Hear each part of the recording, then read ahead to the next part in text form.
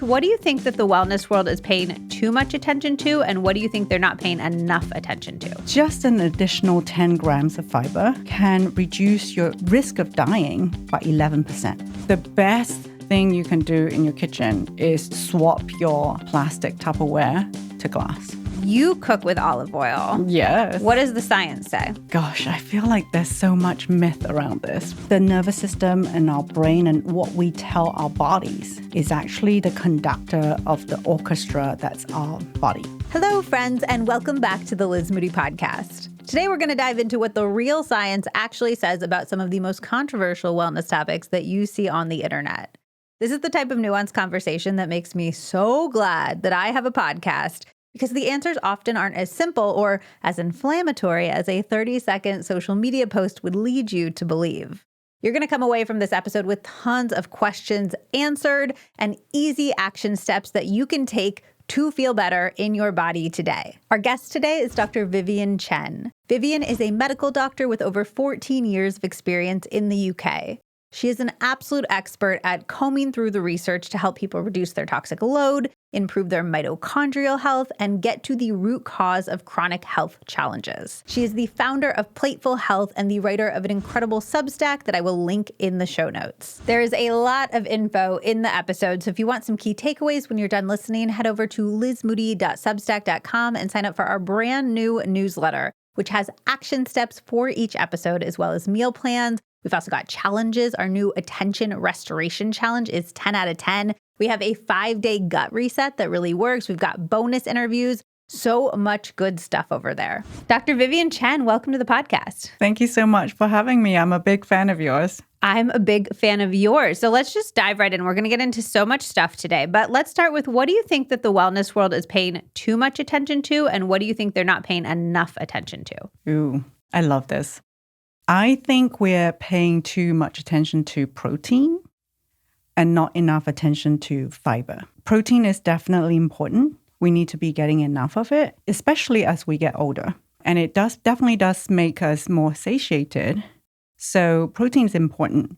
But what I see is people are kind of sacrificing the amount of their plate that's given too much to protein and not enough to fiber. And fiber, I would say, is just as important for satiety and also for longevity, for our gut health, for so many different things. The protein conversation is interesting because I feel like it's almost the modern iteration of the weight loss conversation. I think a lot of people feel like they're upping their protein and they think it's for an amorphous health reason, but really it's because they think that's going to help them lose weight. Lose weight, exactly. Yeah. So do you think that high amounts of protein, if your only goal were weight loss, do you think high amounts of protein is the best way to get there? I think it could work for sure, because you get fuller and you stay fuller for longer. And so naturally you end up eating less and you snack less. But is that good for long-term health? I think that's a different conversation, right? Because both of us know that the number on the scale does not equate to health. So if that's your only goal, sure. But I think for both of us, the goal is to thrive and to feel great and not just the number on the scale. Do you have concerns that protein unto itself is causing harm, or is it just about the space that it takes up that could be other stuff? I think there's two things. One is that it's taking up the space for fiber, right? Because if you're just cramming lots and lots of, let's say, animal protein onto the plate, naturally the space for fiber goes down. And if you're full from just eating that protein first, you're not going to eat as much fiber. So that's number one. And number two, for certain populations, I do think that there is such thing as too much protein, because it's not something we can store in our bodies, right? So when you get too much, now your body has to excrete it. How does it excrete? It's through the kidneys. So if your kidney function is compromised, you may have issues. It's just an extra strain on the kidneys to excrete that amount of protein that you're not using.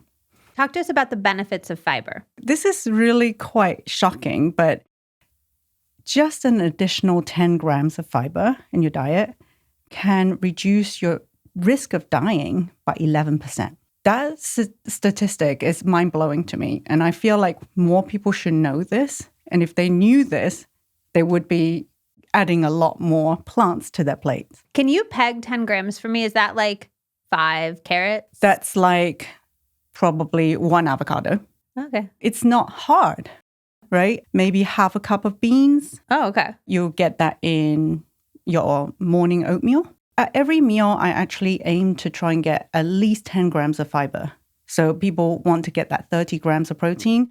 I would challenge everybody to also think about 10 grams of fiber into that bowl as well. And so we have that it's going to reduce all-cause mortality. Is that correct? Yeah. That's so risk of dying from anything. Risk of dying from anything. Yeah. And then you've talked about some really interesting benefits that I've heard from fiber. Like it can actually help our body get rid of microplastics. Yeah. So fiber, think of it as a binder as well. So in our gut, it actually can bind onto contaminants we don't want to absorb. So, now we're overwhelmed, right, from studies showing there's heavy metals in our seafood, there's microplastic in all kinds of foods, there's PFAS everywhere.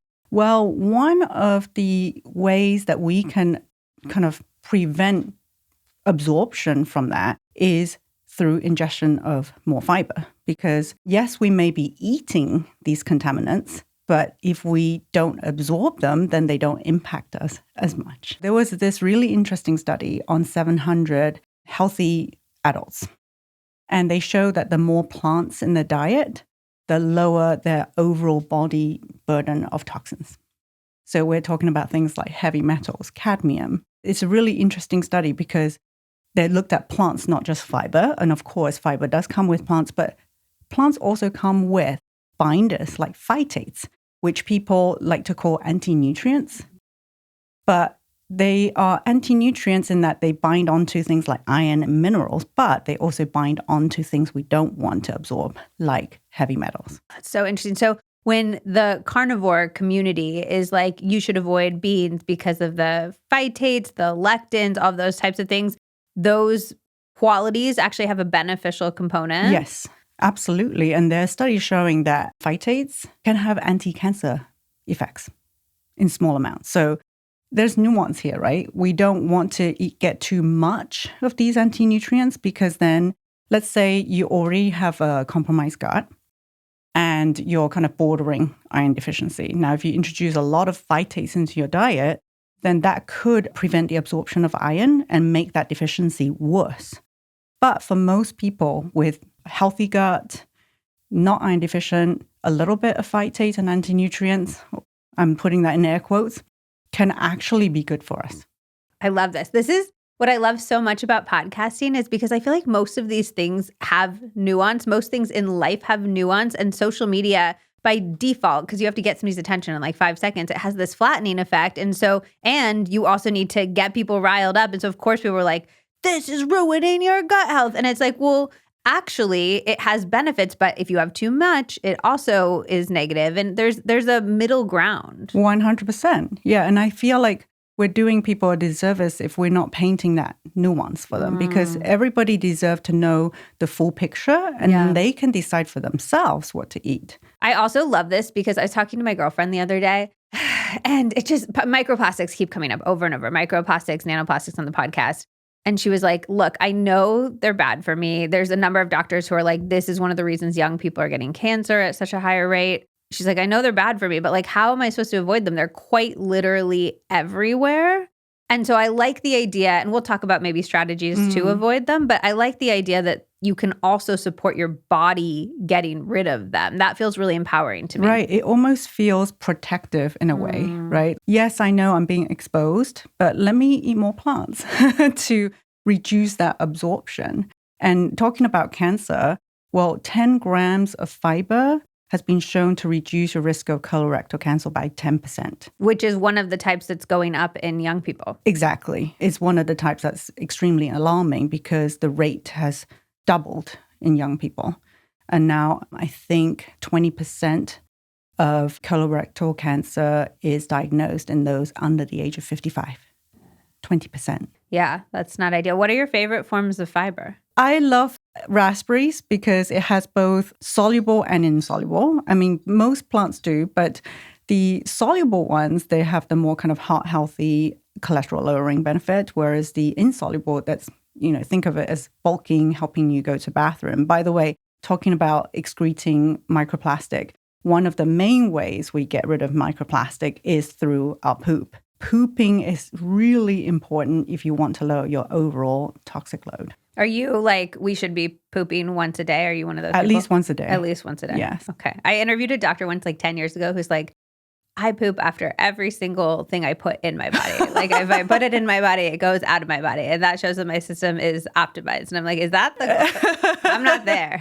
Right. I feel like that's what babies do. Maybe we kind of started life that way and then we kind of trained ourselves not to do that. But once a day is okay. And if you're not pooping once a day, then you're missing a valuable opportunity to 100%. And what's happening is the longer that poop stays in your body, the more you're reabsorbing these toxins. So you'll see people say, oh, yeah, I'm taking a cleanse, liver cleanse, and they're popping these supplements that push liver detoxification, but they're not pooping. So if they're not pooping, the liver's flushing out these toxins into the gut. And all they're doing is just reabsorbing it. It's doing nothing. Oh, no. Yeah, that's not ideal. I love berries. I've been doing blackberries that I toss with cardamom, and it's like one of my favorite snacks. Yum. It's delightful. And then I'll do raspberries where, like, speaking of poop, it feels very butthole core, but like I'll stick a little chocolate chip in the raspberry, and it's so delicious. Oh, yeah. That sounds amazing. I also love oatmeal. So oatmeal is one of beans. the ones that's been very controversial in like the carnivore community. People are like, you're eating, it's bad. So what I've heard about oatmeal, it's bad for your blood sugar. You're going to get a huge blood sugar spike and crash. And then we've kind of debunked the phytase, lectin, like whatever, the anti-nutrient conversation. But what do you think about the negative stuff people say about oatmeal? Again, there's nuance here, right? So if you look at the large population studies, eating whole grains is actually correlated with a lower risk of diabetes.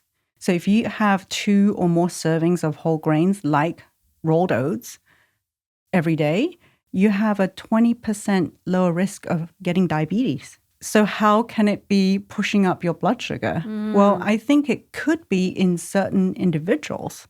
And it comes down to bio-individuality. So let's say you have an intolerance to oats. Yes, maybe it's causing inflammation. Maybe that's causing the blood sugar. What types of oats are you eating? Are you eating instant oats? Those packaged oats? Those are heavily processed. Oats are not all made equal. So if you have steel cut oats, those are not likely to spike your blood sugar nearly as much as the instant oats, which are ground up a lot more finely. So what about the in-between? I do like a rolled oat because I don't have the patience for a steel cut. I know. Yeah, me too.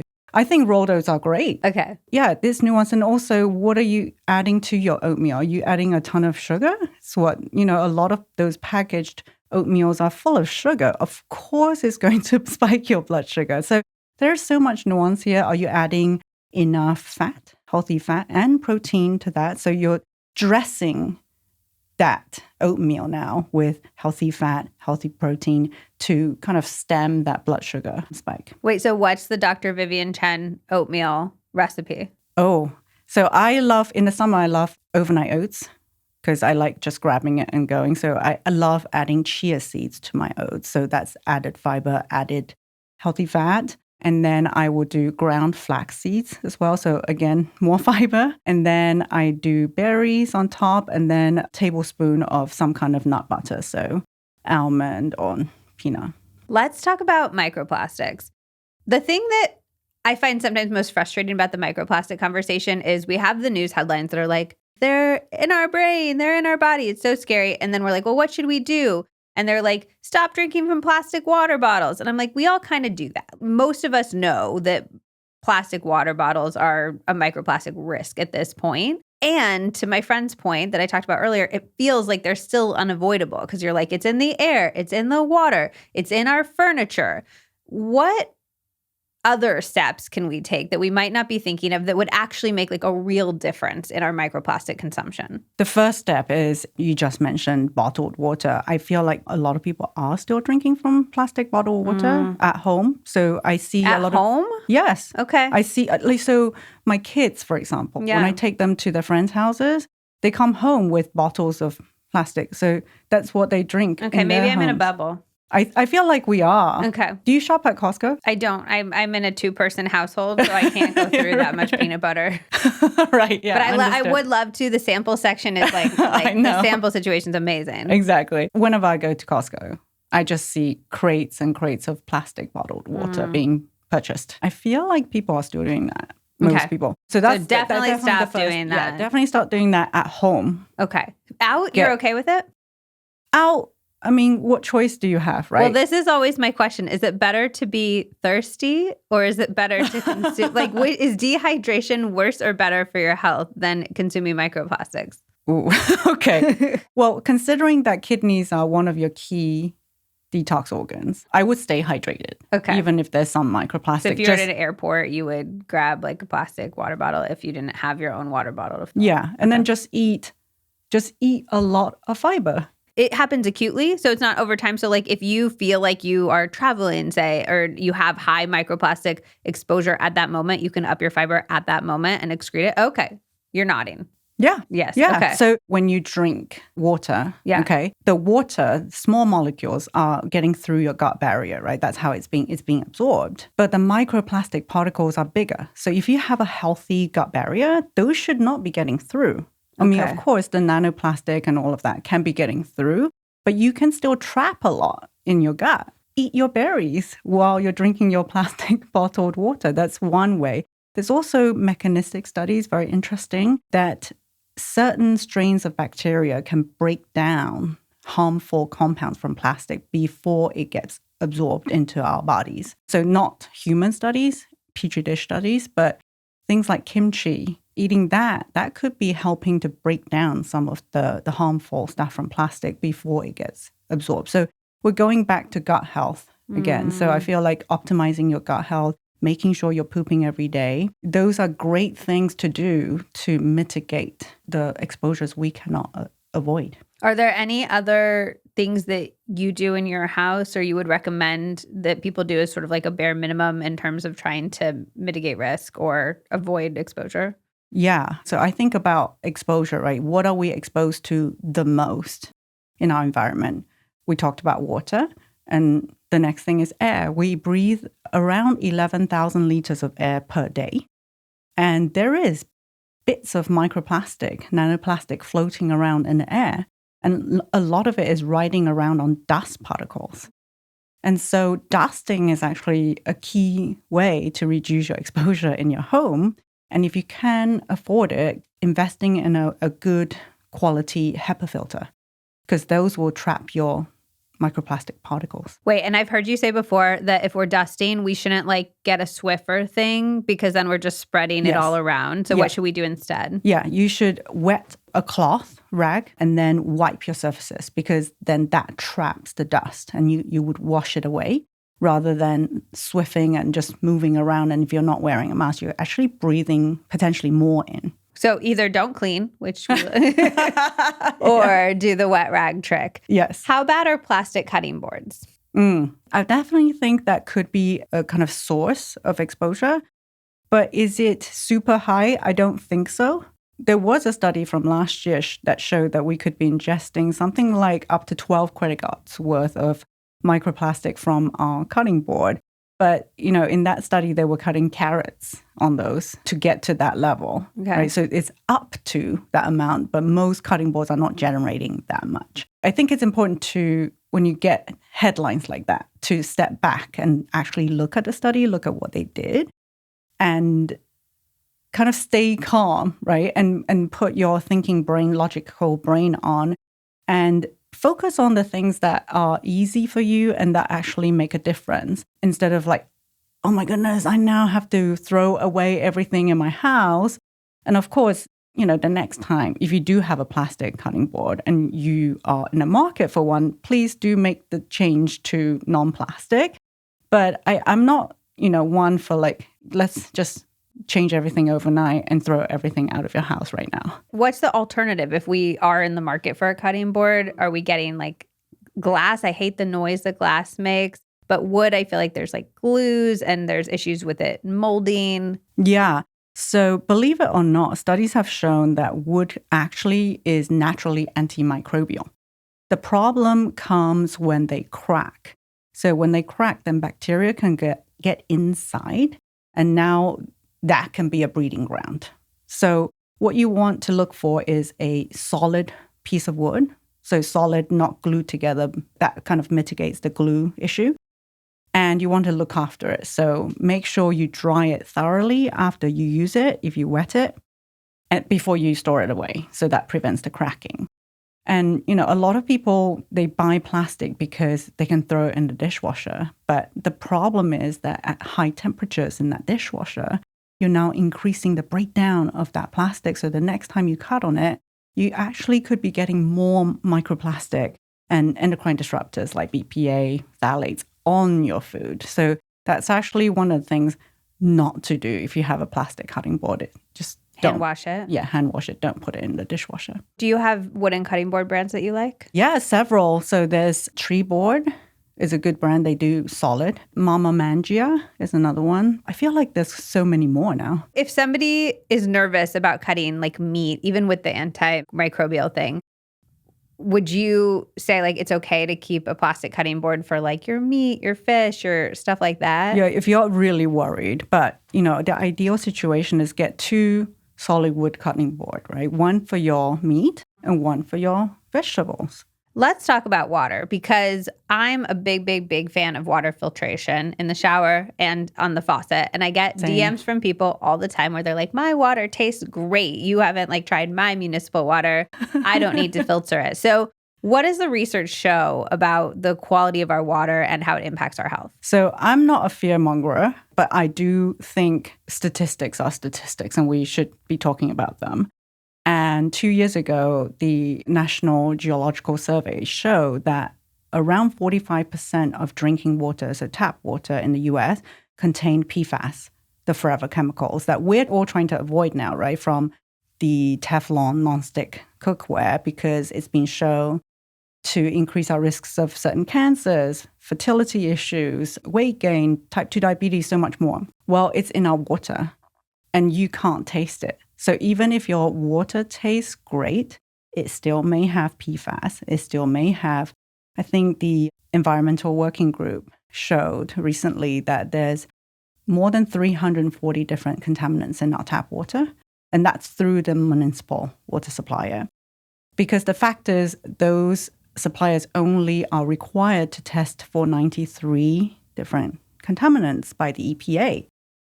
Well, there's a lot more than that. Do you know when those 93 were decided on? Years ago, like more than 20 years ago, and they haven't changed. And they should have been changing every year. So I think PFAS just got added recently, but that's not been enacted though, right? So it's added, but what does that mean? Like when will the suppliers actually start to test?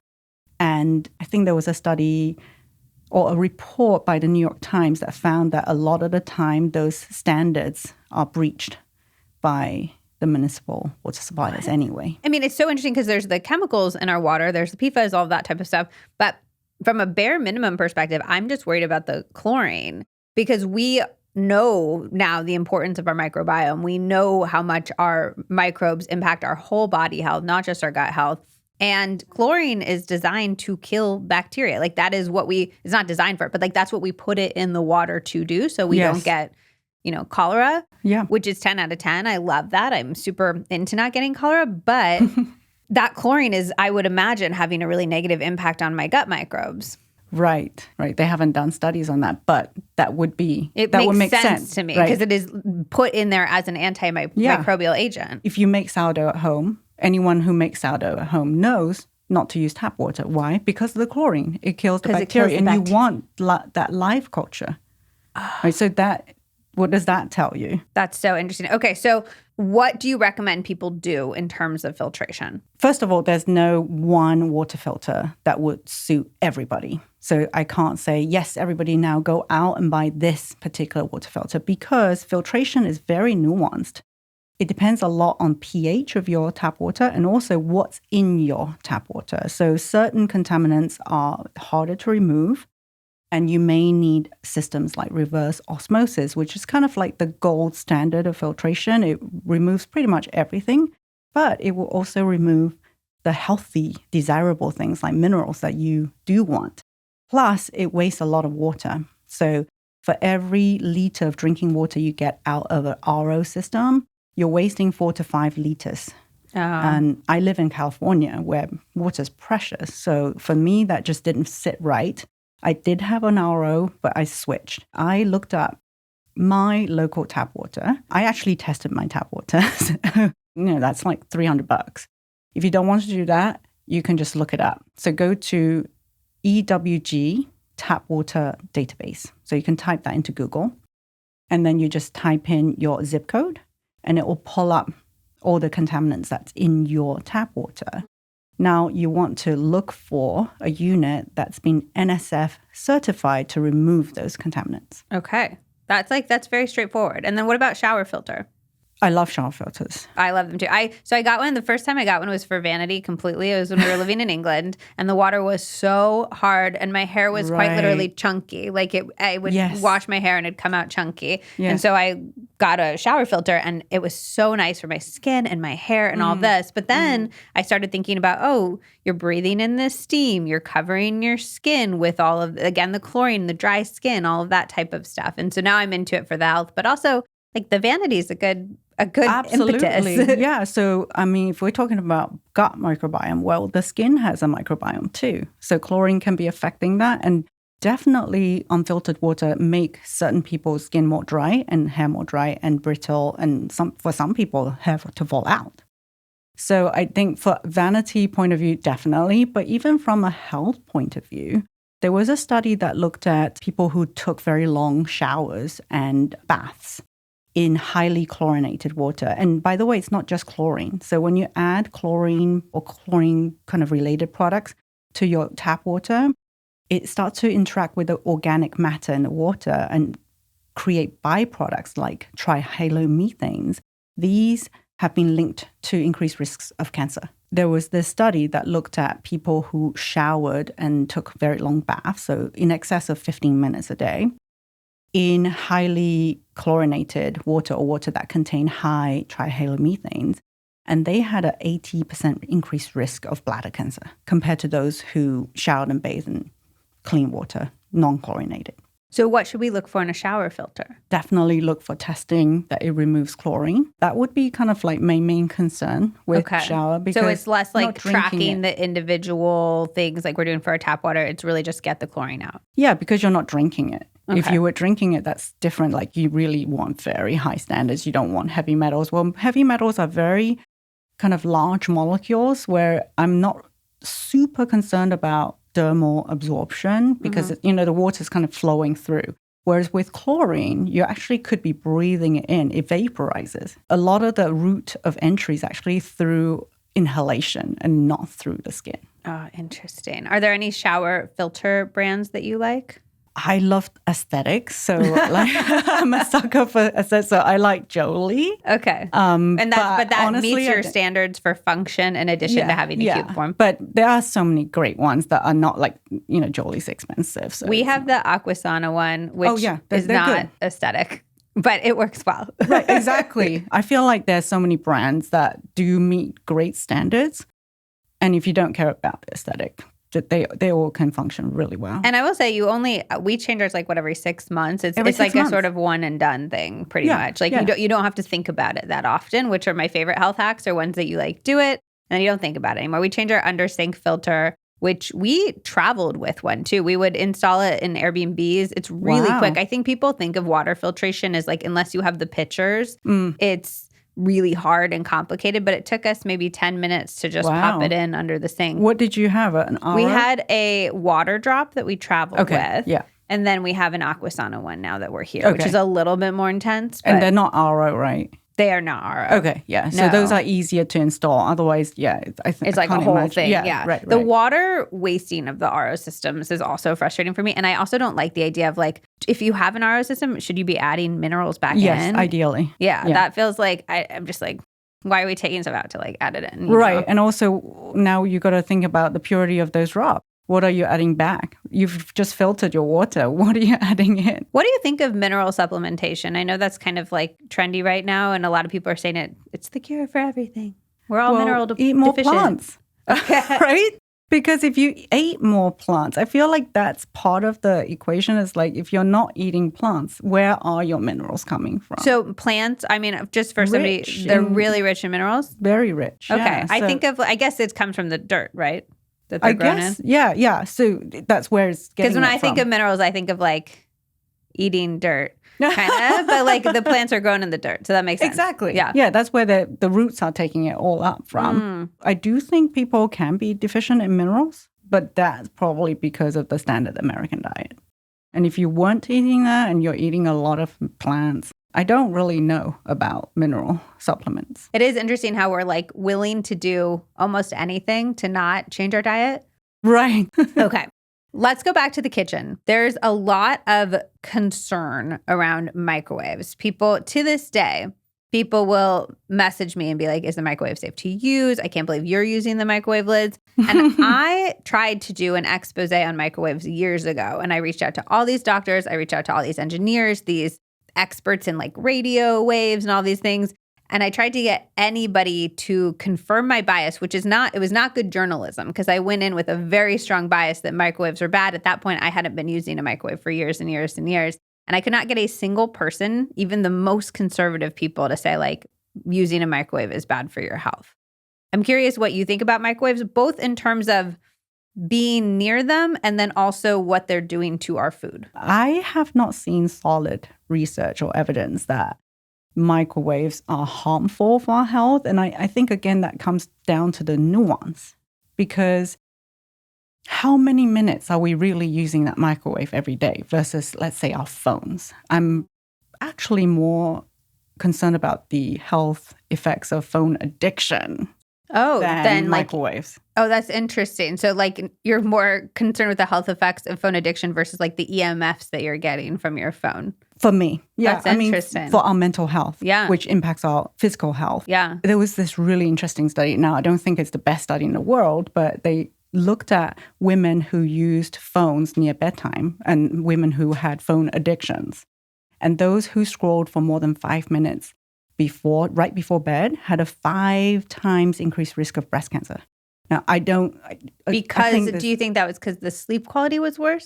I think it's more the sleep quality. I also think it's a kind of confounding. Like if you're scrolling that close to bed, maybe you don't like interact, maybe you don't have like a community and that's kind of your community's online. And there's so many confounding, right? But that's really interesting to me that such an increased risk there with phone usage and addiction. So it was a 3-time increased risk of breast cancer if you're addicted to the phone.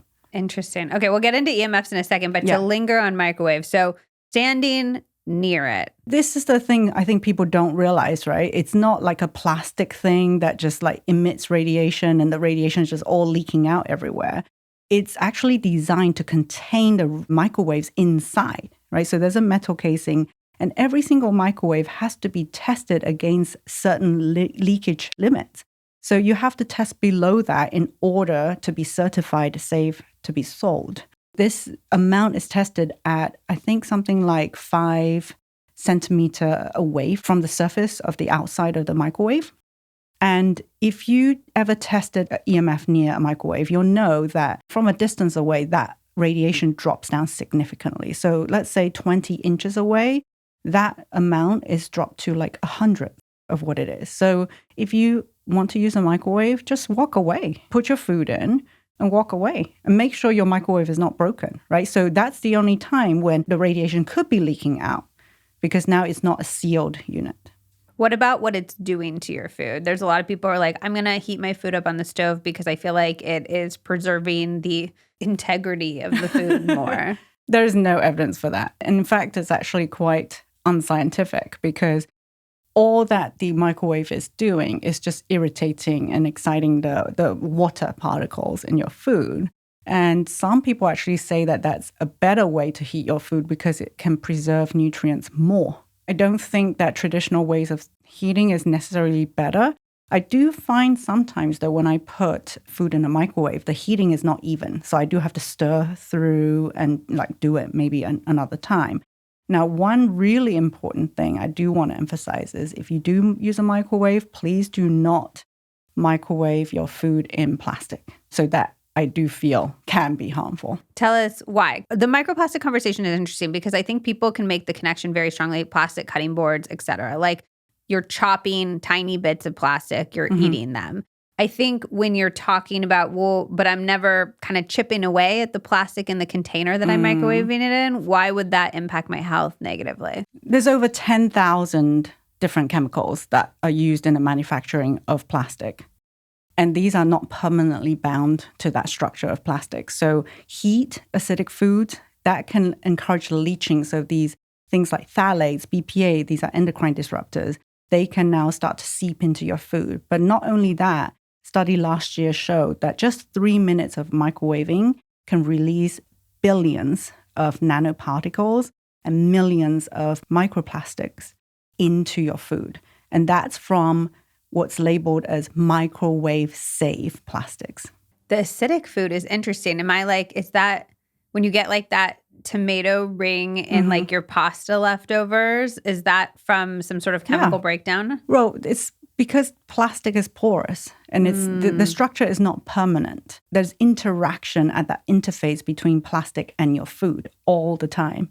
So yeah, if you have curry or tomato in your plastic containers, you'll see what's happening. The food, the coloring is going into the plastic, what's coming from the other side, the plastic into your food. All right, so microwave's great. Don't do it with the plastic. And perhaps also reconsider plastic. If you're not going to get rid of all plastic in your storageware, whatever, maybe do it for acidic food specifically. Right. Like don't keep your salad dressing or immediately thinking like we want glass bottle ketchup because that's quite acidic. 100%. Yeah, that's interesting. Anything acidic like your kombucha, the best thing you can do in your kitchen is to swap your plastic Tupperware to glass. I did that maybe a year ago and it's not that expensive. There's like some pretty good, and it still has a plastic lid and I just don't fill. People are always like, well, how do you find some? And I'm like, you don't. Everything I've seen has a plastic lid, but I just don't fill the food up till the top. So it's just touching don't the let it touch. But actually, Costco just started doing glass with glass lids. Really? Yes. Yeah, and it's not expensive. It's something like $70 for a set of 20. Okay. The last thing I want to touch on in the kitchen is sort of another health myth out there is that you shouldn't cook with olive oil. You cook with olive oil. Yes. What does the science say? Gosh, I feel like there's so much myth around this, right? People say you shouldn't cook with olive oil because it has a low smoke point. There's two problems with that. Number one, smoke point is not the best way to assess whether an oil is safe for cooking. What's a better way is looking at the oxidative stability. What that means is how stable that oil is under heat to breaking down into what's known as harmful polar compounds. So things like aldehydes, peroxides, things you don't want to be eating. And when they put it to the test, olive oil actually generated the least amount of polar compounds compared to oils with much higher smoke points. So that would be number one. And I think it probably is because olive oil, a good quality olive oil, usually very high in polyphenols. So those are kind of counteracting the polar compounds, like canceling them out. So I actually like cooking with olive oil for that reason. And number two, olive oil doesn't actually have that low a smoke point, right? So it's low compared to something like canola.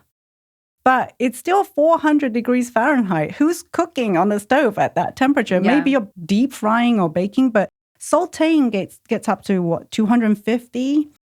That's it. You're nowhere near that smoke point. So those are the two myths that I just really can't stand seeing. Olive oil is the only oil I really use in my kitchen. I'll do like a sesame oil for finishing or things like that. But for cooking, I'm almost exclusively using olive oil. Same. That's what I use. Sometimes I'll use avocado oil if I'm cooking food that needs a more of like a neutral taste. Because sometimes you can really taste that. I know. Olive I just oil, feel right? like it's always good. I love the flavor so much. But some people are like, olive taste in the curry. Not quite sure about that one, right? So, yeah. Last one for the kitchen. What does the data show right now about alternative sweeteners? I like to ask this periodically on the podcast because I do think it's evolving and we're studying it more and more. So I like to just kind of check in. I feel like people have a general sense that like aspartame, sucralose are maybe not as ideal. I am talking about the ones that have the health halo around them right now, like erythritol, stevia, allulose, monk fruit. What do we know about them? That's really interesting. So I like them because I do feel like they can be helpful in small amounts in a diet where you're trying to reduce that blood sugar spike from sugar. Now, erythritol had bad press. I don't know if you're familiar with it. Maybe a couple of years ago, there was this study done at the Cleveland Clinic, right? Very reputable center. And what they kind of released to the world was that erythritol was associated with an increased risk of heart attacks. Yeah, I stopped drinking beverages that had erythritol in it after that study. Right, okay. But you're going to tell me I was wrong. that study, right? So this is why I say don't panic and go straight to the source and look at the study. We'll look at what they did. And what they did was they did not even ask these participants what they ate. So the erythritol wasn't necessarily coming from their diet. They weren't necessarily eating it. Erythritol is actually made in our bodies. And if you have metabolic syndrome, you actually make more erythritol. And we all know that if you have metabolic syndrome, you're more likely to have a heart attack. Oh. Right. So they measured blood levels of erythritol in those who had heart attacks. So of course, you would see that correlation. It's a little bit of a no-brainer, right? But why did they not take a survey of the diet? Why didn't they? That feels like poor science for a reputable institution. I know. I was actually really shocked. So shocked that I had to write a Substack about it because I just felt like it was doing erythritol a disservice. And I have no shares in erythritol products. But I felt like it was a good alternative for people that was being pushed to the side. And now people are scared to use it. And another thing that they did was they gave erythritol, a lot of erythritol, to people, something like 30 grams, which is, what's that, like 7 teaspoons of erythritol. And then they took blood samples from these people and dropped it into a Petri dish and saw that the blood had increased clotting and said erythritol caused these increased heart disease risk because it made your blood clot more. That's also bad science because, well, number one, I don't think anyone ever eats that much erythritol in one go. Like 7 teaspoons of it. That's super sweet. And I feel like they should have measured clotting markers in the person, like the human, and not like taking it out of context and then just kind of. So there's so many criticisms of that study. I'm not a fan of that study. And I still continue to use erythritol. I feel like there's like, sometimes I have this general sense of like the stuff's too good to be true though. Like it feels unfair that I get to like have my little soda and that something's going to come out at some point down the line. Yeah, I feel like too much is probably not good. Okay. Right? So we don't really know the long-term effects of these on our gut microbiome yet. And I feel like that's my biggest question mark. So we do know a lot of them give GI side effects. So some people actually feel bloated from them, especially, with sugar alcohols like xylitol can do that more than erythritol. The new kid on the block is allulose. I actually like allulose too, like from the data I've seen so far. There was actually this study that showed that if you consume allulose with a carb-heavy meal, it can reduce that blood sugar spike. And they hypothesized because it worked on GLP-1. So, Ozempic. I'm not saying go out there and eat allulose every day. I think in moderation, these things can be part of a healthy diet. Now, where the problem is, though, is that people think it's healthy, and then it just now starts to feed that reward system, and they eat more and more and more. Now, the overall consumption of that food increases.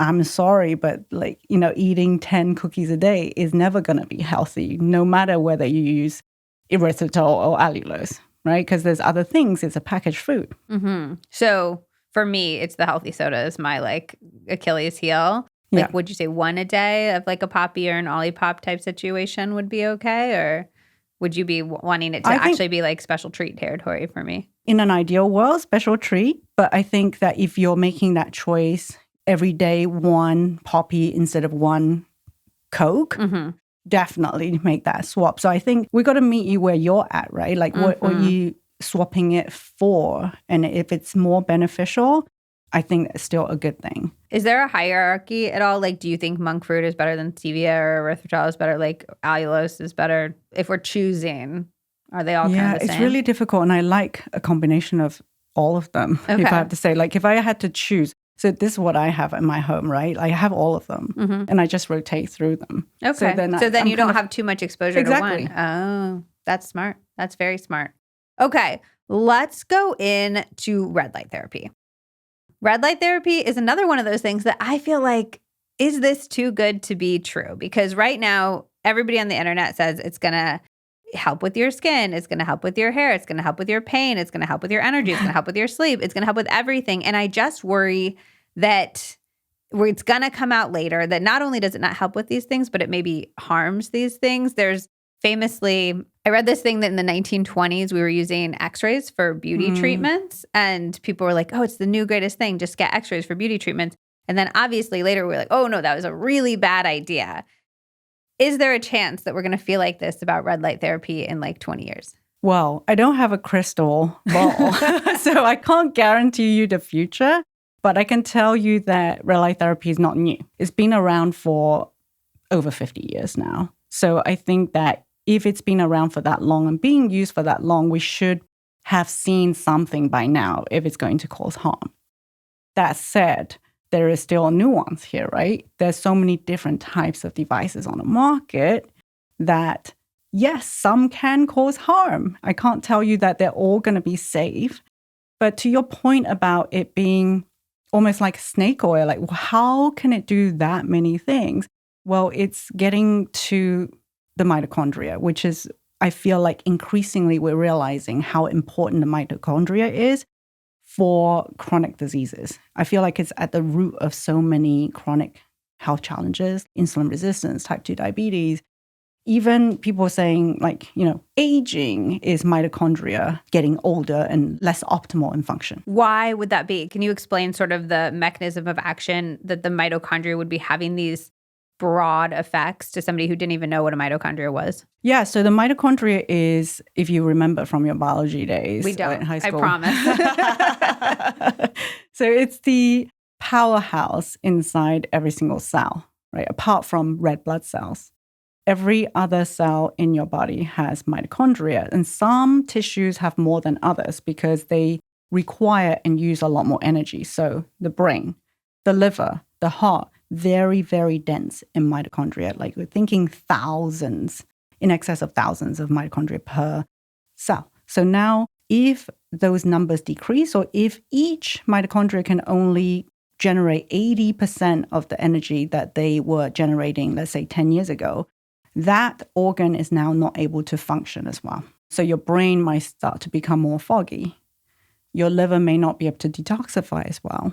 And in your skin, the collagen, the cells that produce collagen now can't produce as much collagen.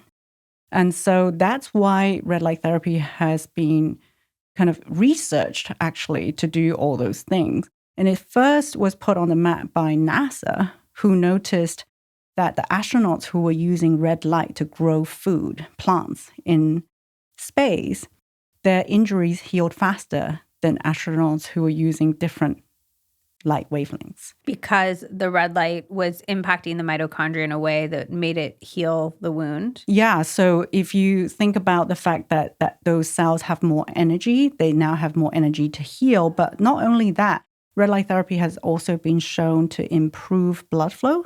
So it does that by increasing nitric oxide. So if you have more blood flow, that's great for any healing tissue, right? Healing wounds. Are mitochondria moving around our body all the time? Or is it like you have your knee mitochondria, and so if you do the red light on your knee, it's going to work on those mitochondria and make your knee feel better? That's such a great question. I love the question because mitochondria do not move, but they talk to each other. Ooh. Yeah, so that's what's really interesting, right? Our bodies are weird. I know. They're so weird. But it's so smart. I love it. So mitochondria can send signals to each other, and they do it through interleukins, like these are chemical messengers in our blood. So if you remember back to like the last time you were sick, you probably felt lousy, right? Didn't want to do anything, no energy, just sitting on the couch. That's your mitochondria. Mitochondria sensing is what's called a cell danger response. We are under danger. We're being attacked. There's a virus. One way I can get rid of this virus and starve it is by ramping down energy. And I don't want to help this virus survive. So I'm going to downgrade the energy level and not let this virus take hold. Wait, so then if you use red light therapy when you were sick, would that make the virus more likely to take hold? Well, that's really interesting, right? There's this intensivist. He actually did his own research on his patients, but also shared research that near-infrared can modulate the immune system. And what modulating means is you're not necessarily hyper-stimulating. You're bringing the immune system back into balance. So whatever needs increasing gets increased. Whatever needs reduced gets reduced. And you're not getting that situation where everything is just like increasing and booming. So you can use it when you're sick to positive effects. So there were these studies that were done during COVID that when they applied red light therapy vests, so specifically near infrared light, to patients with COVID on ICU, those patients had quicker recovery and discharge time from the ICU. Would one use for red light be if you kind of feel like you're a little bit under the weather, like you've had a lot of exposure, you could do a red light session? I definitely do that. And where would you want to put it? Or would you just want whole body exposure? Question. So that's kind of like a two-part question, right? Number one, because we said the mitochondria talk to each other, there is systemic benefits, right? So it's almost like if you just shine it anywhere on your body, now, you're activating these chemical messengers that could now go to the places where they need to go to. And they have done studies where people with depression and back pain who used it on the back only noticed an improvement in their depressive symptoms. And of course, there's a confounding factor here, right? If you're not in pain, you're not going to be depressed as much. But that is still very interesting. Does suggest that there's systemic effects of red light therapy. So that's number one. Like I almost feel like if you shine it anywhere, it could do something. But number two is where if I have a tickly throat or sore throat, that's kind of where I would generally aim it, because you do have some local effects of, lowering the inflammation. Honestly, I have heard so many people say, like, they put it over their sinuses to help with their nasal congestion. And if you think about the fact that acute inflammation, right, there's a lot of inflammation there when you're congested, that's helped them as well. It does sound like snake oil because it can do so much, but I think it's because it's tackling that very, very root of so many problems. And you've mentioned near infrared and then there's red light. Do we need both? Do they have different effects? They have different effects. And the main difference between the two is that red doesn't penetrate as deeply as near infrared. So near infrared can penetrate into tissue much deeper. So red is generally been studied to be great for things like skin. So if you want to, support the collagen, if you want to tackle acne in the skin, red, sometimes near infrared can be great for that too.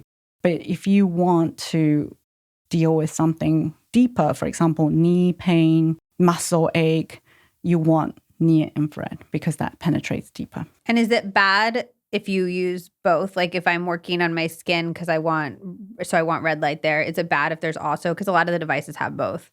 I don't think it's bad, no, because I think it can only be good to have both, actually. Because is there like worry about it going too deep though? Like I think about with the hair growth ones, the helmets, it going into my brain and having some sort of negative effect. I feel like that's a good thing because there's actually active research on red light therapy in neurodegenerative diseases. So things like Parkinson's, Alzheimer's. And what's really interesting is that these tiny case studies of people with Parkinson's where they're not even treating the brain, they're treating the abdomen. They're putting red light therapy to the abdomen and they're showing improvement in their motor symptoms. So that would be coming from the brain. So that really suggests to us that there is this gut-brain axis. Interestingly, a lot of Parkinson's patients, their first symptoms are gut symptoms. So they don't start with motor symptoms or brain symptoms. They have constipation. That's very common first symptom. Maybe that's where the pathology starts and then it gets into the brain. We're making a distinction between red or near infrared. Is there anything else we should be looking for to make sure that our red light device is effective? Oh, yeah. I feel like dose is really important, right? So if you go and buy a magnesium supplement, you're looking at the dose on the back of that packet. But people are willing to just buy any red light therapy devices without checking what the wavelength is and what the irradiance is. Has it been tested to deliver that irradiance? Otherwise, you're just blindly... Wait, what's irradiance for somebody who's never heard that word? Great question. So irradiance is basically, think of it as the intensity of the light, but it's essentially the power of that light, and that's kind of the dose, right? So the higher the intensity, i.e. the higher the irradiance, the less time you need to treat a particular tissue because you get to that dose much faster. And can you overdo it? Like, is too much irradiance and you leave it on maybe for too long, is that bad? It depends on what tissue. There's nuance again. Yeah. I'm all about the nuance. But for example, on the skin, they've shown that if you get too much, you may not see the benefit. So that's kind of the bad. Wait, what do you mean when it's like it so would... you may not see the improvement in your wrinkles if you use too much. That's interesting. Yeah. The ideal dose is like 10 joules. And so usually for a device around 100 milliwatts per centimeter, you want to be getting about 2-3 minutes. That's it. So this is why it's so important to know the irradiance or the power intensity, because if you know that, then you can calculate how much you should be using on or the different ask ChatGPT or something. It feels complicated. I'm just like, I feel like I was browsing some red light therapy device websites in preparation for this interview, and they're not saying like, here's the irradiance, here's exactly how long you should be using it. That's the problem. So because they're not testing. So that would be a red flag to you if they're not saying It's a total red flag. Okay. Yeah. Or they'll say something like, more than 100. What is more than 100? Is it 500?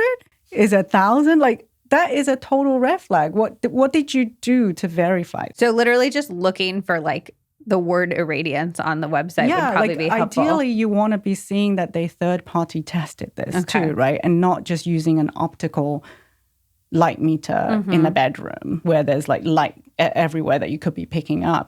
That's not accurate. And irradiance is part of why we can't take the face masks and put it on our head and 100%. expect hair loss to be mitigated. Can you explain that? Because my sister... If you're listening, Katie, this is for you, because she does that. And she's like, it's great because I already have this face one. Why would I not just put it on my head for hair growth? Right. And I want to ask, has it worked for Katie? I mean, she has stunning. I think the hair growth thing, it's interesting because I think both, I want to do a podcast on this. Is hair loss going up maybe because of autoimmune diseases going up, because of COVID, et cetera? Or are we just talking about it a ton now and it's become another one of these like false beauty standards where it's like, oh, you need to, my sister has insane hair. It's gorgeous. And so like it looks fine, you know? Okay. So she doesn't even need to anyway. But I would say, the studies show for hair, the red light therapy does have to be very high dose. Most studies are using lasers. So that's like the highest dose you're going to get. I wouldn't put the red light masks on the scalp for hair because those masks are generally between 20 to 30 milliwatts per centimeter square in irradiance if you test them. That's not going to do anything for hair. But that's good for skin. It's good for skin because the skin needs very little. Okay. But don't put it anywhere else. If you put it over your knee, it's going to do nothing because it's not going to penetrate down. So 20 to 30, great for skin. What number would we be looking for hair? I would say between 100 to 150. And what would we be looking for like knee pain? Around that age range. Would 100 to 150 be like any sort of non-cosmetic thing we'd be wanting to be in that range? If you want it to penetrate. Okay. Yeah, that's kind of the range. So near infrared and then also 100 to 150. Yes. Okay, cool. Yeah. Does the data support it for hair growth? 100%, but for a very specific type of hair loss called androgenic alopecia. So that's male pattern or female pattern loss. So that's more kind of the hormone-related hair loss, right? So hair loss, there's so many different reasons, like thyroid, micronutrient deficiency, like there's so many different reasons. let's say you're lacking iron, you're deficient in iron, that's the reason for your hair loss. I don't think red light therapy is the treatment, right? It will stimulate a little bit, but that's the wrong tool, right? You should just go and get more iron. But with this particular type of androgenic alopecia, it's basically where this kind of excess of a testosterone called dihydrotestosterone pushes the hair follicles into the phase of non-growth and, fallout. Red light therapy has been shown to improve blood flow and potentially reduce that level in the hair follicles. And that's why it can work so well for this particular type. Oh, that's interesting. Yeah. Is there worry about wearing our mitochondria out, like that we're stimulating them too much and we only have so much mitochondrial power over the course of our lifetime, and we're kind of like, it'll all have positive benefits until we're 60, and then it's like super downhill because we've kind of like used up their... Oh, that's so interesting. I feel like it's the opposite. Okay. Yeah, because anything that stresses you actually stimulates your body to make more mitochondria, and actually stimulates your body to get rid of poor functioning mitochondria. It's called autophagy. We're getting rid of cells that are senescent, not so helpful anymore, and then generating new mitochondria. It's called mitophagy, which are higher in function. This is why exercise is so good for us. When you're exercising, you're sending a stress signal, but it's good stress to the body to make more mitochondria. When you're heat stress, cold stress, anything like that actually pushes the mitochondria to say, okay, I've kind of got to level up now. I've got to do better. And I actually think it's a good thing. Okay. So even over time, even if we use it for 40, 50 years, you don't expect to see negative results. Don't think of it as the battery, like the battery in our iPhones that kind of degenerates and just goes to nothing. I think that you can do things to lengthen that battery life, if you like. I know you've looked into some of the data around hair loss and hair growth. Do you think that more people are experiencing hair loss right now than ever before? Or do you think we're just talking about it more / people are able to sell things to help fix it, so they want us to talk about it? Yeah. Right. Yeah, there is definitely that. But I do think that COVID threw a spanner in the works for hair, because I did see that a lot with people. And I feel like that is tied to mitochondria again. I know we're talking about that a lot, but we know specifically that COVID, the virus, targets the mitochondria. So that's why, the long COVID syndrome was the symptom, extreme fatigue. Oh, so would red light help with long COVID potentially? There are studies on that now, yes.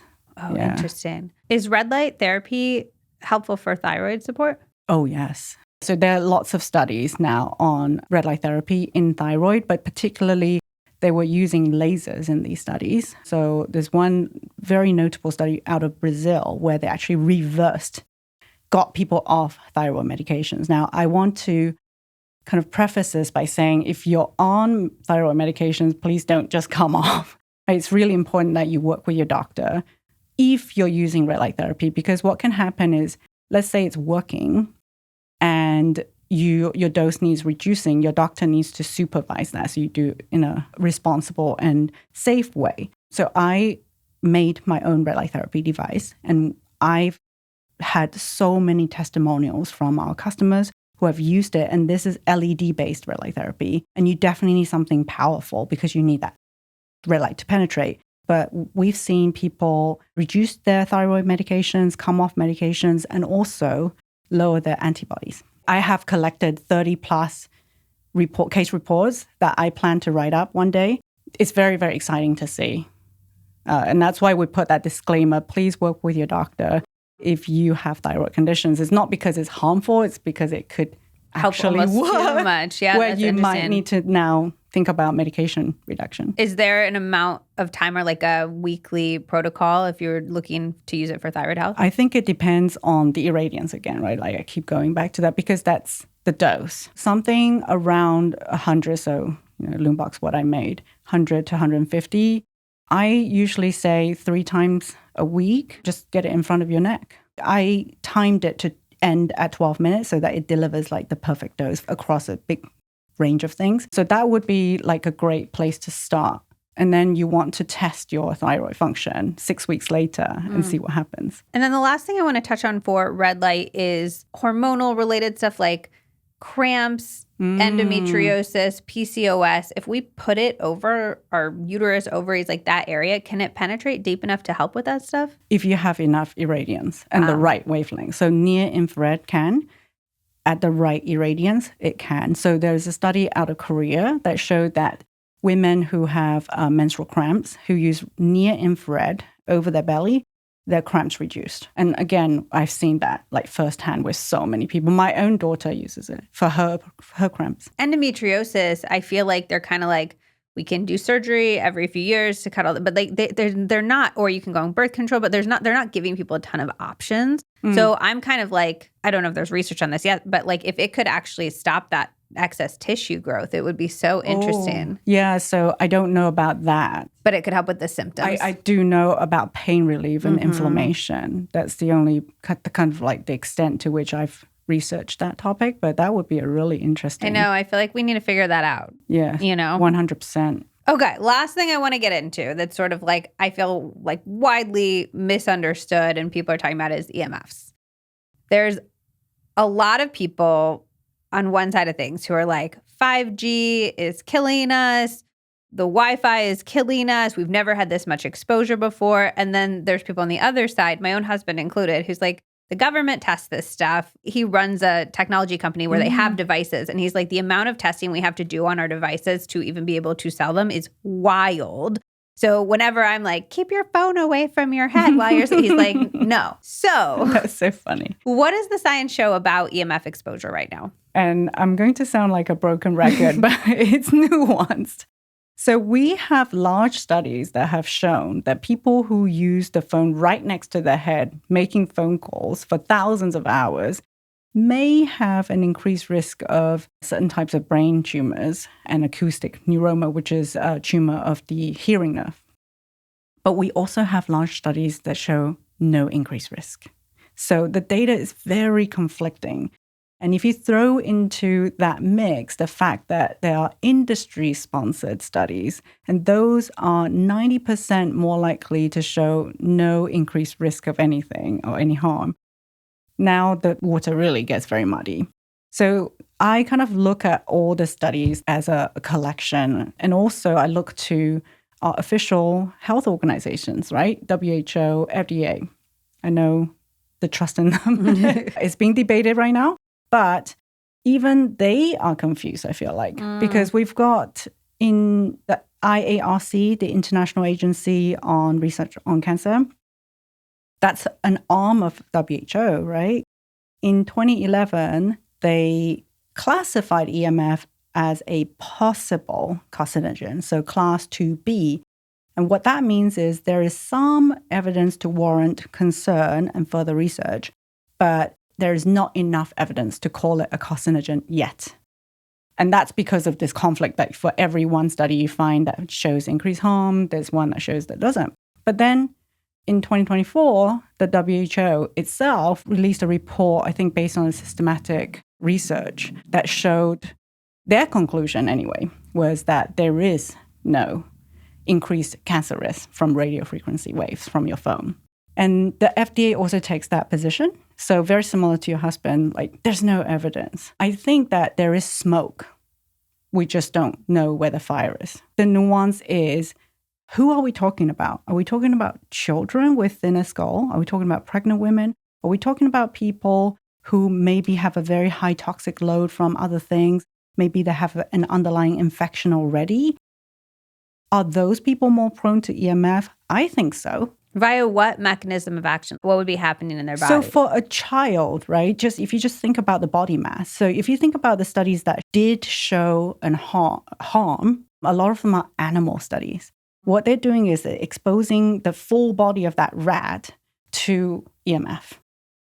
That's not how we are exposed to EMF. We're holding it somewhere. It's one part of our body that's more exposed than the rest. That rat's getting like full exposure everywhere. So smaller body mass, there's more exposure. There's more body-wide exposure. So if you think about a baby or a child, there's more likelihood, like per body mass of that. Like a phone is half the baby's body. Right, exactly. Yeah. And also their skulls are much thinner. I feel like our skull does protect our brain, but there are some mechanistic studies that have shown EMF may open up blood-brain barrier, right? So that's one mechanism. And then it may activate these channels on our cell membranes. So when they open, they allow more calcium into the cell. And that's actually one way we kill our own cells. The cells program death for itself. Like, oh, I don't want to be alive. I'm causing more harm than good. The influx calcium. But if you're doing that when you shouldn't be doing it, then you're unnecessarily killing cells potentially. None of this is kind of set in stone. This is all mechanistic studies. But what is really interesting is that when they put EMF in a mix of an environment that's highly toxic, so let's say a cell that's bathed with other toxins, the EMF now causes more cell damage. Okay, so that's to your point of like, if you already are in a sensitive body for whatever reason, this might have more of an impact on you. Yeah, exactly. I don't want to gaslight people who are living those symptoms. I feel like those are real. But for healthy people who don't have symptoms, I think that also can be a reality, right? Like that some people are just not as if affected by it. And your husband is absolutely right. Like this stuff is heavily regulated. In fact, if you go to your phone, like it will tell you what the specific EMF is being tested to, right? The level it's being tested to, because that's a regulation. It is there to protect us. We do have regulations to protect us. Now, is that bar set too high for some people who are sensitive? Maybe. And maybe we need a different bar or maybe different devices for that group of people. Okay, I want to get into some little nitty-gritty stuff. Some people online say that if you have your phone plugged in, it's releasing more EMFs, and you shouldn't, like the one thing you shouldn't do is like sleep with your phone plugged in by your head. Yes, I agree with that. Okay. Yeah. I actually think, because there is that smoke, right? So there's the potential, and I come from the UK where, we take a precautionary approach to everything. So if there's a hint of something being harmful, then we take precaution. We don't panic, but we take precautions. You keep calm and carry on. Right, yeah. Exactly. So we, let's think about what we can do to reduce exposure while still carrying on with our lives. So what can you do? Well, when you're sleeping, you're definitely not talking on the phone. You don't need to use it. So why have it in your bedroom? Because it's my alarm clock. Because people are always like, because it might be an emergency in the middle of the night. I'm like, first of all, you can put your ringer on like loud and put it in the other room. But second, I'm like, when was the last time that happened? Just out of curiosity. Like, when was the last time it happened? Right. And they're like, oh, literally never. And the thing that frustrates me is when people are like, I cannot get my phone out of the room, because I'm like, you're addicted. It's okay. You can just say you're addicted. Right. I go through phases where I very much am like making up all the excuses and I can just say I'm addicted. But like, I'm old. When I was a kid, nobody had cell phones, and we just had like home phones, and it was in the kitchen or whatever, and we all survived. Like same when they're like, we can't take cell phones out of schools. And I'm like, I didn't have a cell phone in my school a single day of my life, and I'm fine. I was fine all day. I 100%. Loved that my parents didn't know where I was. Yeah, exactly. Just now maybe what the parents were concerned is now. Yeah, exactly. I'm 100% with you. I feel like it's an excuse. It might sound harsh. It is an excuse, right? You can buy an alarm clock. Oh, no, it's my nightlight. No, buy a torch. Yeah. Or have a nightlight. There is no reason phones should be in a bedroom. I really feel strongly about it. I feel like it affects our quality of sleep. Just that temptation to like scroll one more time before you go to sleep. Well, that blue light is now disrupting your melatonin. Well, and when you wake up, you're basically using your willpower right off the get-go. So when your phone's right by your bed, you have to basically say, I don't want to be on that. Even though your temptation would be to grab it, to scroll on Instagram, to check your email, whatever. So you're having to use this like limited supply of willpower right from the second that you open your eyes, which just feels like a waste to me. 100%. I get it. And if you can't have it out of your room, well, at least, have it at least 3 feet away from you. Okay, so that's something I want to double click into. The distance that the device is from you drastically impacts the amount of exposure that you have. 100%. Like exponentially. Exponentially. Correct? Yeah, same with microwave. We just talked about that, right? So 5 centimeters away from microwave, there's a certain level. And then 20 inches away, it's 100th of that level. That applies to your phone too. So if you have it 3 feet away,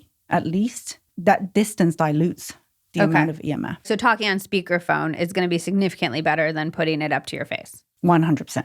Yeah, there's no doubt about it. How do you feel about Bluetooth headphones? I'm in two minds. I don't think they're the devil like everybody else says. Like, it is not the same as putting a microwave in your ears. It's completely...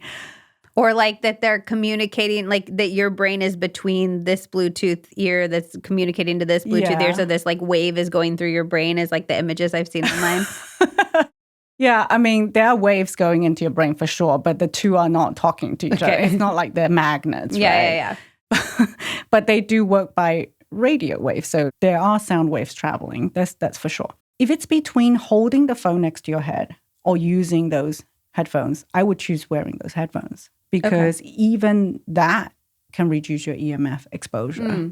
And those are regulated too. So am I a fan of, would I let my children use them? They don't have those headphones. Which is that, again, because they're like kids and they're you're kids, more concerned? They're developing. I feel like when you're developing, that you're just more susceptible to changes, right? But do I wear them when I'm at the gym?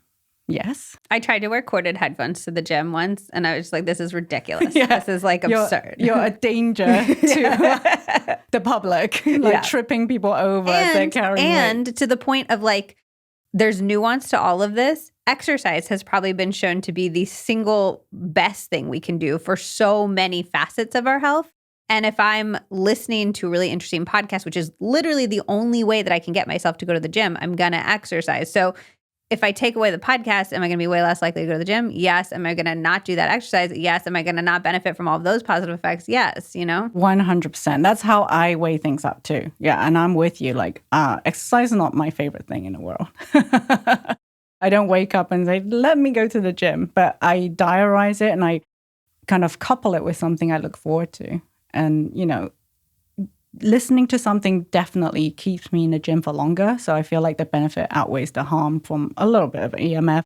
I'll just go eat more berries after my exercise. Because one of the things that people worry about is oxidative damage, right, from EMF. Oxidative damage is kind of rust in your cell. And you can mitigate that with antioxidants. So drink your matcha, eat your berries.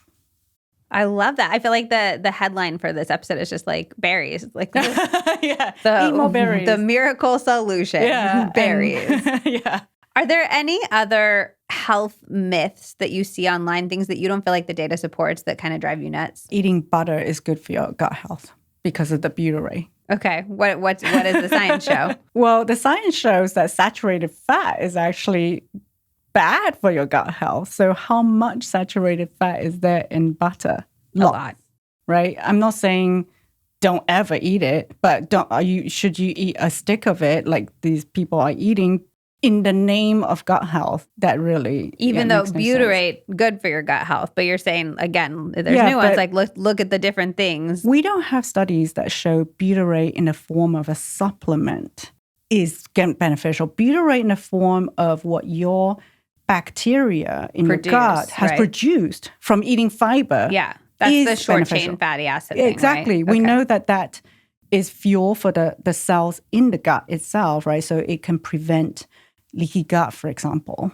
But that has to come from the bacteria that has eaten the fiber. I just don't think that there's a shortcut here. So you have to produce it in your body. So basically, for anybody listening, if you're not familiar with short-chain fatty acids, it's cited in almost every gut health episode I do. It's just like this phenomenal, amazing thing, whatever. You want to eat fiber. Particularly, there's a type I feel like is insoluble is particularly good for butyrate production. Yeah. So like asparagus, those like woody types of things. Your little bacteria munch on them, and then they essentially poop out short-chain fatty acids or butyrate, which it helps with leaky gut. It helps with all sorts of different incredible things in your body. But you're saying we need that manufacturing process needs to happen inside our body. There's not evidence that externally adding in butyrate is going to produce the same effect. Not that I've seen. Yeah, and definitely not from butter. Okay. Are you cool with butter in general versus just like eating it on a stick? I would give you this thing, right? Like, so environmental scientists, when they want to test how much persistent organic pollutants, so these are contaminants that kind of lurk in the environment. When they want to test that in locality, they actually go and buy the butter and test that. as a measure, one of the measures. Because the idea is the cows are being exposed to whatever, and then it's concentrating in the milk, and then we're concentrating that even more in the fat. Yeah, it's a very concentrated form, right? So the further up the food chain, you're concentrating it up more and more. So if you're going to have butter, make sure it's from a quite good source is my main takeaway from that. Yeah, sourcing is really important. And I think that too much saturated fat is definitely not good for your gut health. I just want to put it out there. No, the carnivore people we'll get attacked now. But, that's what the science shows. And that's what we got to stick to. Yeah. Any other things that drive you nuts? So many things. I mean, I think that the latest thing is I feel like people are just hyper-focused on very small things that in the big picture is not making that much difference. So, for example, toilet paper, right?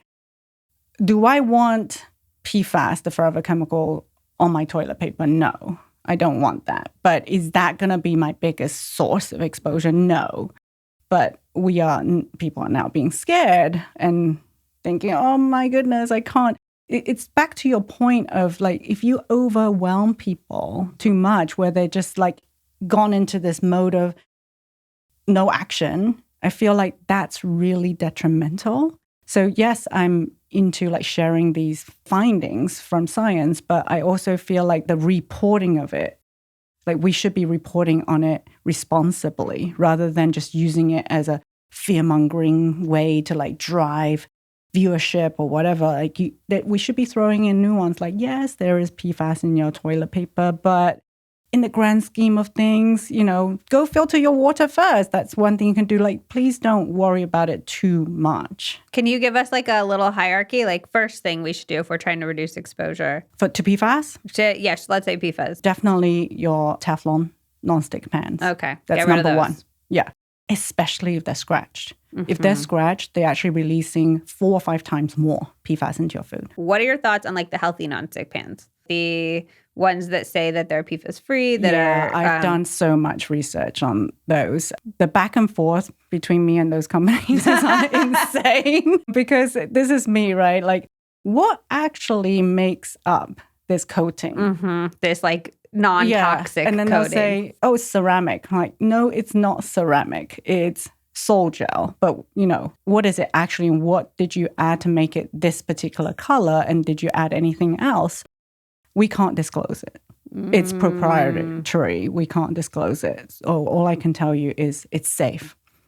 And I said, okay, if you don't know what's in it, how do you, how do I know it's safe if I don't know what's in it? That's just an oxymoron to me. So they'll give me like testing report for heavy metals, and they'll give me testing reports for PFAS. But I mean, those are not the only things I'm worried about. Like if you've put any type of plastic-like things in there, then it could be leaching phthalates and BPA, or like, we just don't know. Yeah, and again, heat degrades those chemical bonds, so it's going to be leaching more into your food. Have you ever tried one of those? We use stainless steel primarily. So like, it's like we're cooking eggs, we'll use the kind of like healthy nonstick, but stainless steel is like our go-to. Yeah, What are our thoughts on that?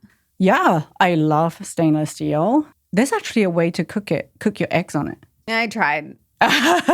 You just need patience. I feel like then it gets too hot, and then I'm so impressed with people who can do it. I got out of the cooking world for a reason. Yeah. This is not my forte. But honestly, like I have no problems with that, right? Because you're minimizing your exposure.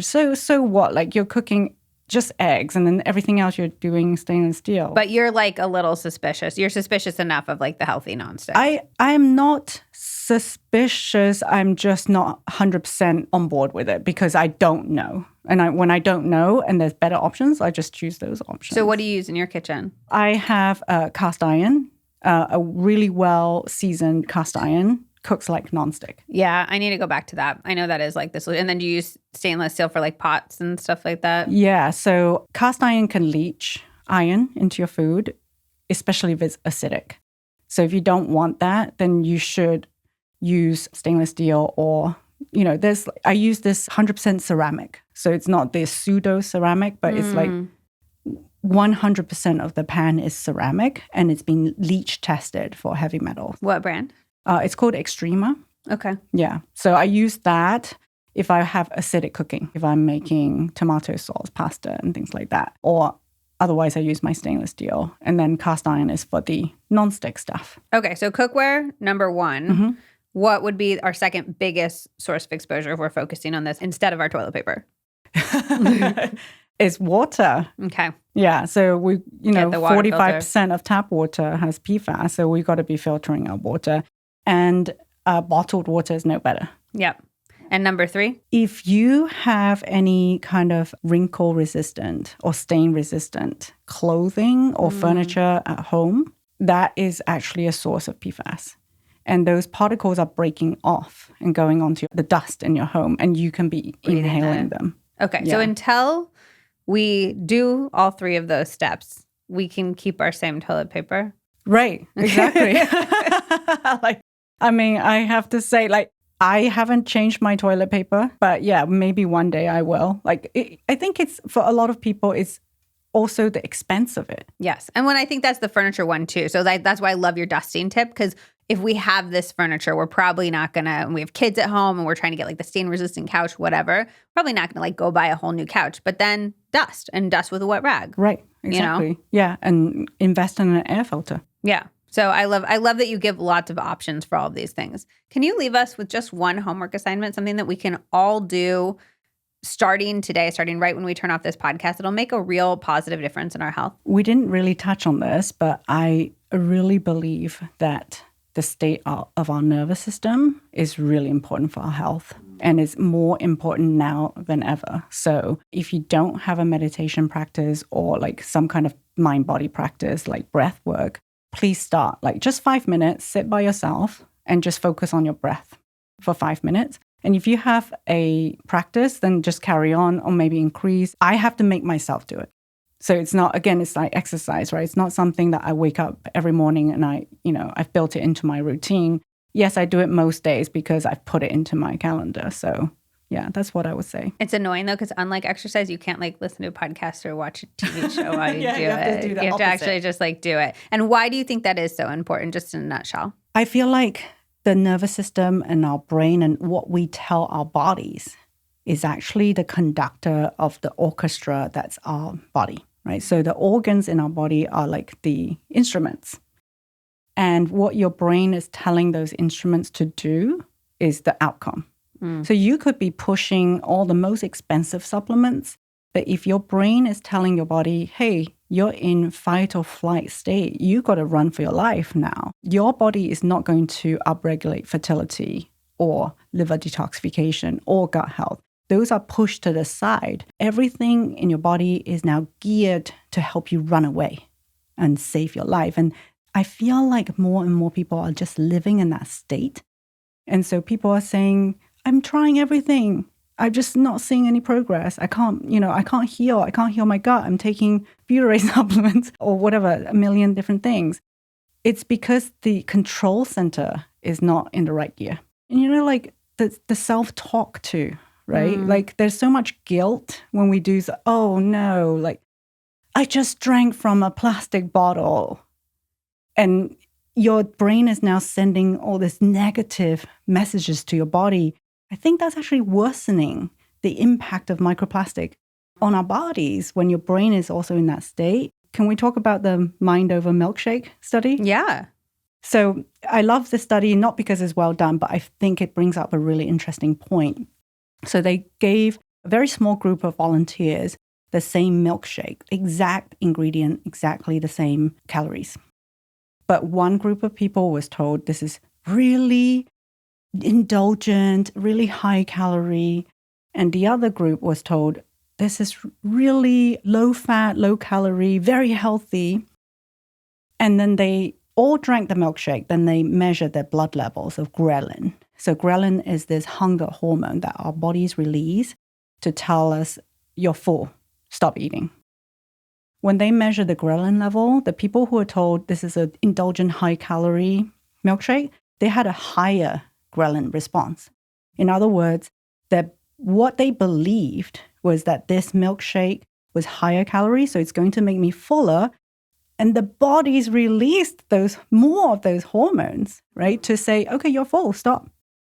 So I feel like our mind has a lot more control over our body than we realize. And in a real, like, cellular, hormonal, all these things, it's not just like, oh, like vibes are creating whatever, it's like, no, this is like It's real happening on a physiological level. Exactly. That's why I love that study, because I feel like it's a little glimpse into a whole nother world that we're really not talking about. Well, I think we're getting to the very beginning of it with the gut-brain connection, because we're seeing how our microbes are impacting our brain and our mental. Like, we're kind of scratching the surface from that perspective, I think. Yeah, definitely. Which is really, but like the hormone stuff, I've never heard that. That's really, so interesting. And I feel like listeners of your podcast, like given the current, bigger environment that we're living in, are probably daily feeling very stressed and maybe, anxious about what's happening around us. And it's just more important than ever to kind of go inside and emanate that peace and that I am safe. It's going to be okay. My body's safe.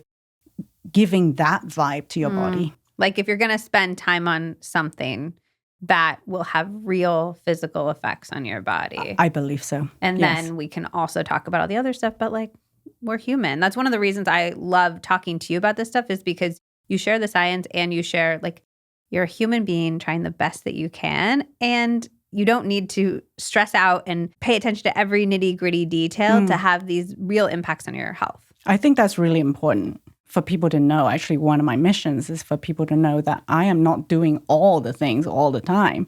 Because the last thing I want is for them to have that perception. And then now they're giving themselves that negative self-talk of, why can't I be perfect? Why can't I be, like her doing all these things? Well, I'm not. Yeah. So and you've had a real positive impact on your health, Yes. It's both. And I love that. Can you share a little bit about where people can find you and what they will find when they go there? Oh, thank you. So I have an Instagram account. The handle is @plateful.health, PLATEFUL.HEALTH. So that's where you'd find shorter form reels, bits of information. If you like long form, more nuanced information, then my Substack is where you want to go. And I have the same handle. It's Playful Health for that as well. I also founded a red light therapy company.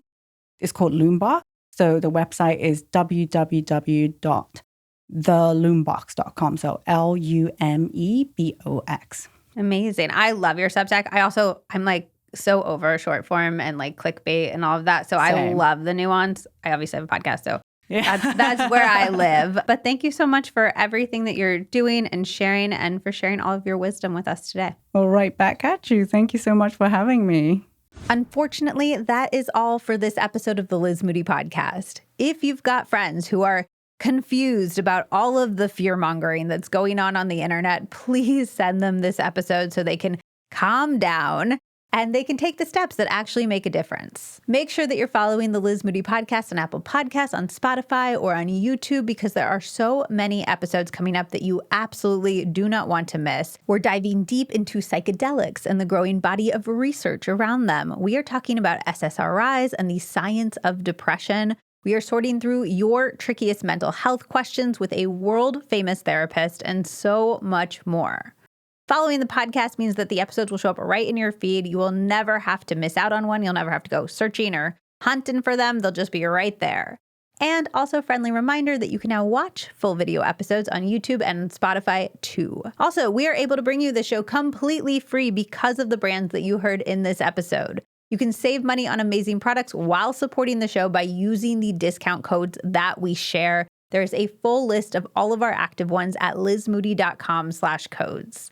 And remember to head over to lizmoody.substack.com to sign up for our newsletter, The Takeaway. You're going to get key action steps for each episode. So everything you heard here, we will break that down. We'll give you action steps for it. Plus, there is tons of bonus content. You can also come hang out on Instagram. I am at Liz Moody. I share tons of inspiring and always very real content, and exactly how I am using everything that we learn on the podcast in my real life. Okay, I love you, and I will see you on the next episode of the Liz Moody Podcast.